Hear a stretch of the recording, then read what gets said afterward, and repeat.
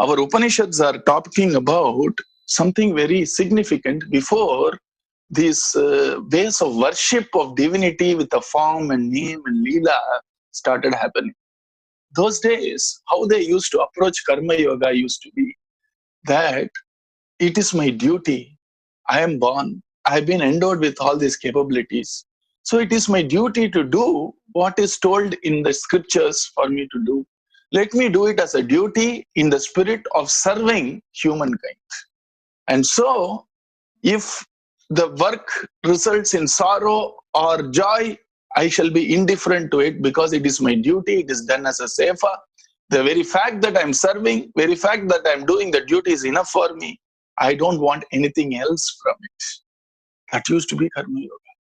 And the path of jnana used to be a little more intricate. So I thought I will just show you a little bit. How do we actually look at what happens around us is, we have the objects of this world.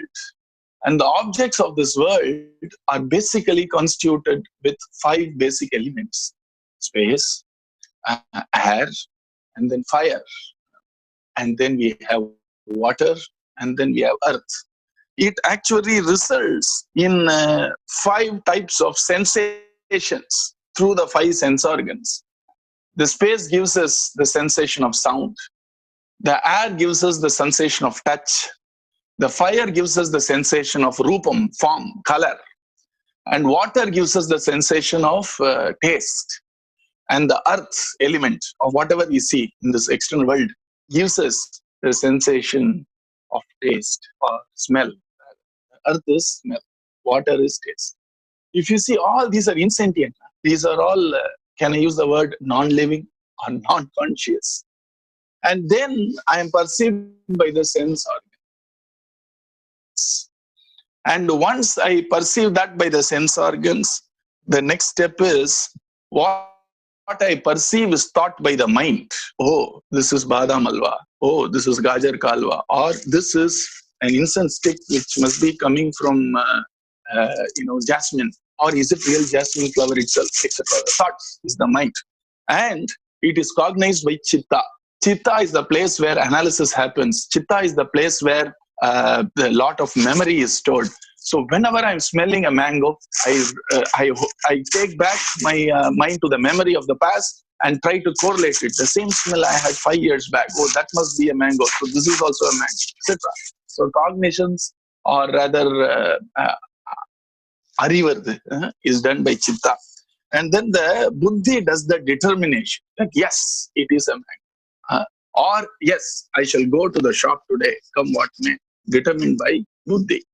Now, if you see, objects of the world are insentient. When I say insentient, the equivalent of the word is jadam, right?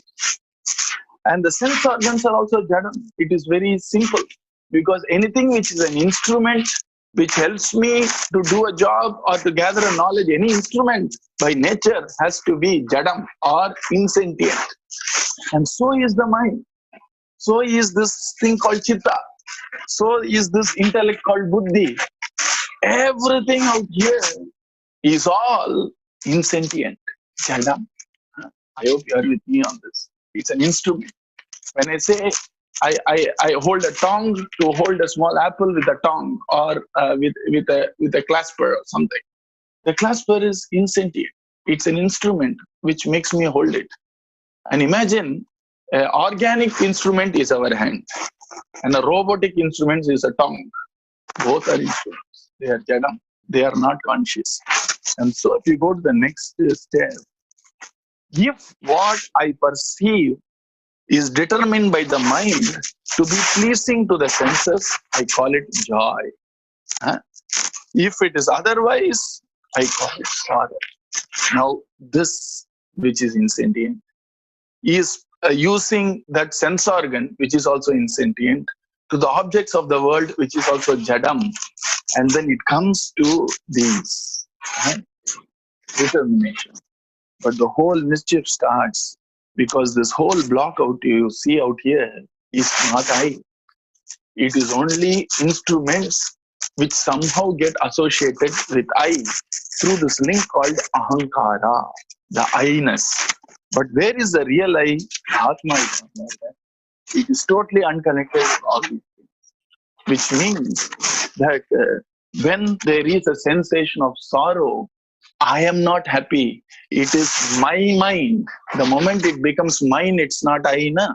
It is my mind which determines it is joy. It is my mind which determines it is sorrow. And I am completely unconnected with all this. I am consciousness. I am by nature joy.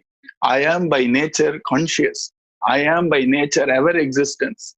And there is no death for me. There is no birth for me. I am eternal. Is what really that Atma is. But then some mischief happens between this white block and this yellow box. And that's what is called ahankara. And so the original Jnana Marga, the original path of wisdom used to be understanding this in 3 steps.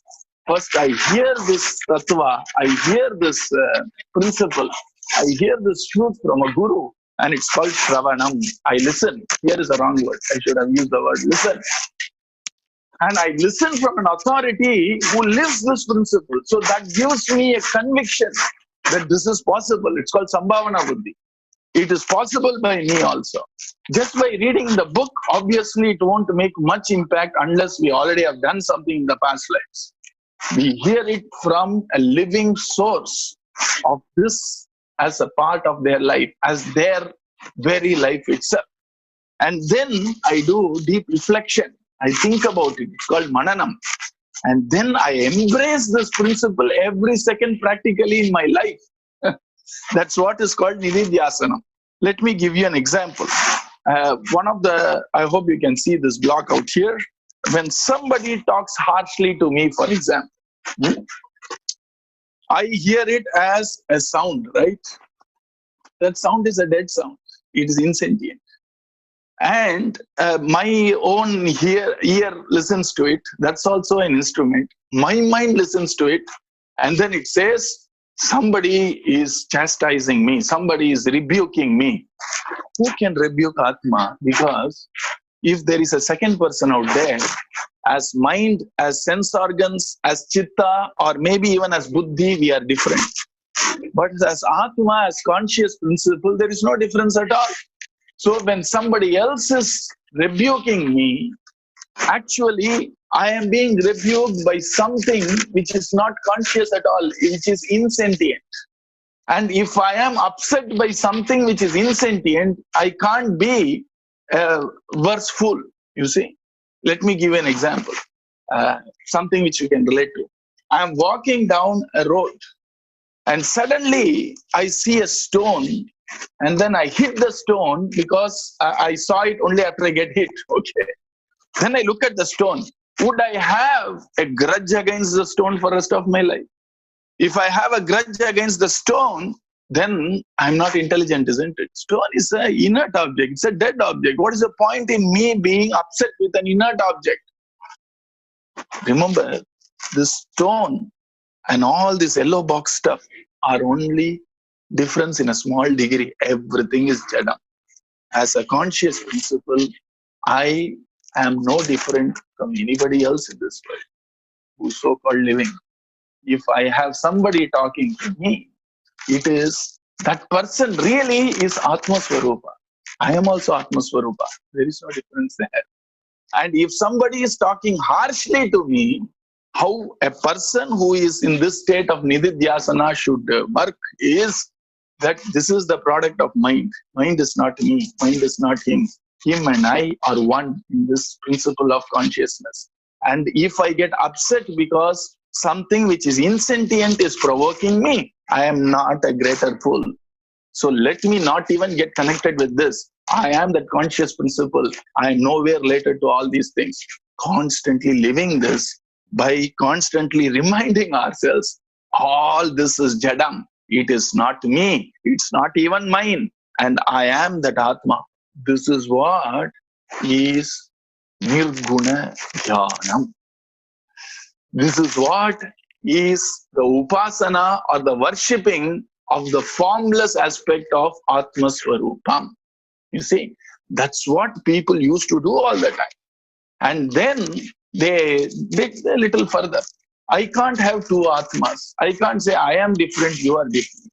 Because all these differences has to finally unite in unity, isn't it? Everything in the matter has to unite in a fundamental particle.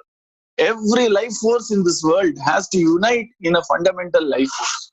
Every force in physics has to unite in a fundamental force of physics. Once we come to that unitary principle, then we have attained the highest.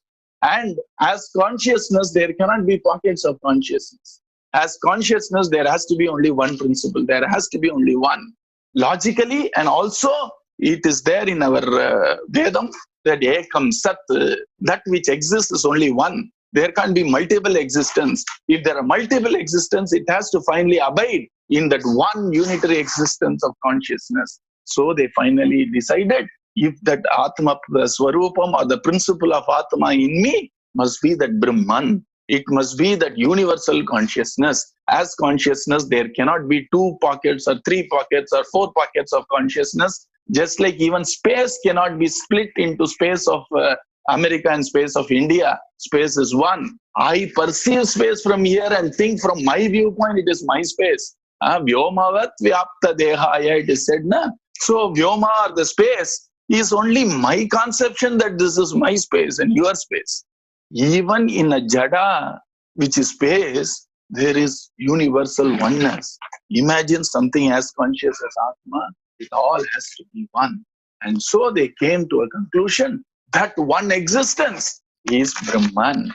And I need to somehow dissolve all these imaginations about that which is not consciousness. It's called Atma, Anatma, Vivekam, and throw everything away and find my identity in that universal consciousness.